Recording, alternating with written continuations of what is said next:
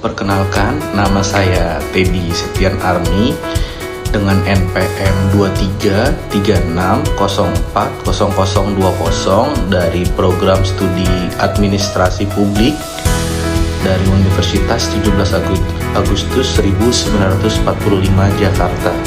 Saya Rosani Zaluhu dengan NPM 233604011 dari Program Studi Administrasi Publik di Universitas 17 Agustus 1945 Jakarta. Ya, selamat datang di video presentasi kami tentang teori komunikasi massa.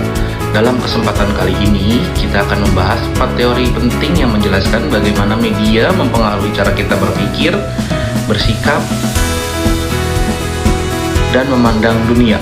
Keempat teori tersebut adalah yang pertama, teori jarum suntik, lalu yang kedua, teori kultivasi, yang ketiga, teori imperialisme budaya, lalu yang terakhir, yang keempat, teori persamaan media. Kita mulai dari teori yang paling awal dan cukup terkenal, yaitu teori jarum suntik. Teori ini berasumsi bahwa media memiliki kekuatan yang sangat besar dan dapat memengaruhi khalayak secara langsung dan cepat.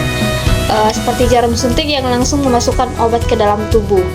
Nah, dalam teori ini, komunikasi dianggap berlangsung satu arah, di mana media menjadi pengirim pesan dan khalayak hanya sebagai penerima yang pasif. Artinya, audiens dianggap tidak berdaya dan tidak memiliki kemampuan untuk menolak pesan yang disampaikan. Contoh dari teori ini sendiri itu penerapannya bisa dilihat pada propaganda Nazi oleh Joseph Goebbels dan pada masa Perang Dunia Kedua yang berhasil memengaruhi opini publik secara masif. Selanjutnya, kita beralih ke teori kultivasi yang dikembangkan oleh George Gardner dan Larry Gross. Berbeda dengan teori jarum suntik yang menekankan pada pengaruh instan, teori ini fokus pada efek jangka panjang dari media, khususnya televisi. Teori ini beranggapan bahwa semakin sering seseorang terpapar media, maka semakin besar kemungkinan mereka melihat realitas sosial sesuai dengan gambaran media, bukan berdasarkan pengalaman nyata. Efeknya terjadi secara bertahap dan kumulatif. Salah satu konsep penting dalam teori ini adalah mean world syndrome, yaitu kecenderungan penonton berat televisi untuk merasa bahwa dunia nyata lebih berbahaya karena terlalu sering melihat tayangan kekerasan. Contohnya, seseorang yang sering menonton berita kriminal bisa jadi merasa takut keluar malam meskipun kenyataannya tingkat kejahatan di sekitarnya itu rendah. Teori berikutnya adalah teori imperialisme budaya. Teori ini muncul sebagai kritik terhadap dominasi budaya barat melalui media massa dan teknologi global. Intinya, negara-negara maju menggunakan media untuk menyebarkan nilai-nilai, gaya hidup, dan ideologi mereka ke seluruh dunia. Nah, akibatnya terjadi homogenisasi budaya, di mana budaya lokal mulai terkikis dan digantikan oleh budaya asing.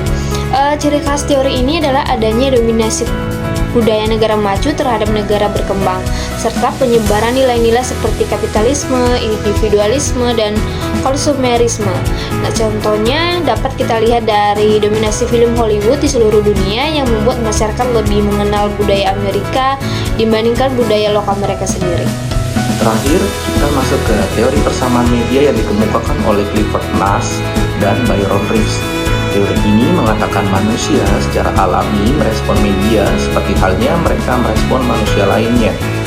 Artinya, ketika kita sedang berinteraksi dengan komputer, televisi, atau asisten virtual, otak kita secara otomatis memberikan respon sosial dan emosional seolah-olah kita sedang berinteraksi dengan manusia sungguhan.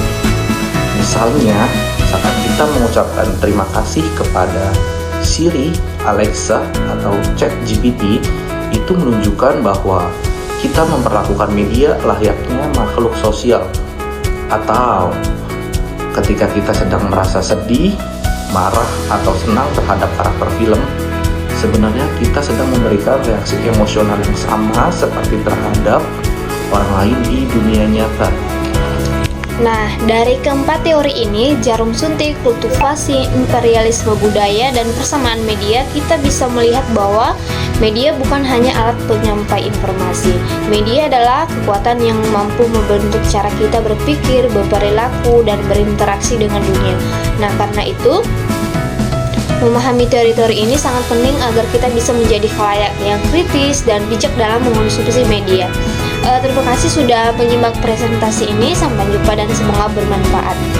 Terima kasih.